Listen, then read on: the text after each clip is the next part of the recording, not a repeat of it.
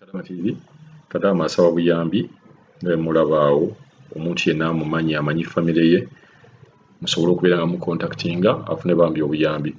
Kadama nga bw'omulaba yakubiddwa stroke era mulaba omumwa gwakyamye guli ku sayidi eri. Luusi batupima n'ova e Uganda nga bagamba pressure ye eri nnungi, buli kimu kiri bulungi, naye stress oluusi abawarabu ze bakuteekako blood pressure yo egenda waggulu, ate bw'egenda waggulu n'otafuna bujjanjabi osobola okubwa stroke.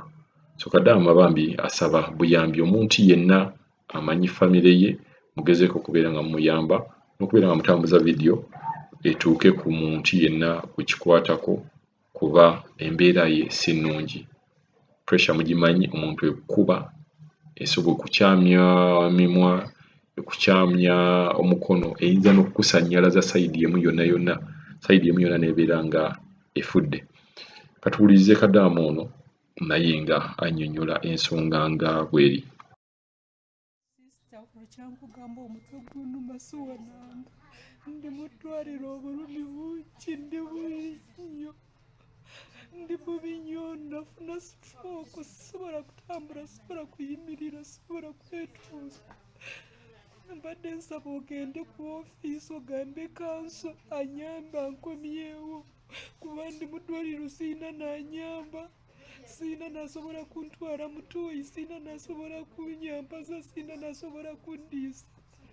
Embeera mbi nnyo. Kati nakusatu olunaku lwaluli nali ngenze obulamu nga bugenze. Bw'oba tosobola kubira taata alinda yajja kusobola okukubayo essimu.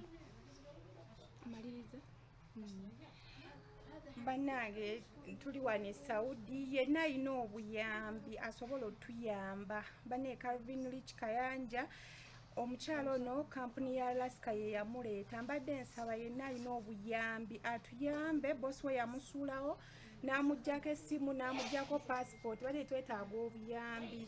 Ali wano tasobola genda manju, talina kyayinza kwekolera, talina amuyamba. Bane tusaba obuyambi.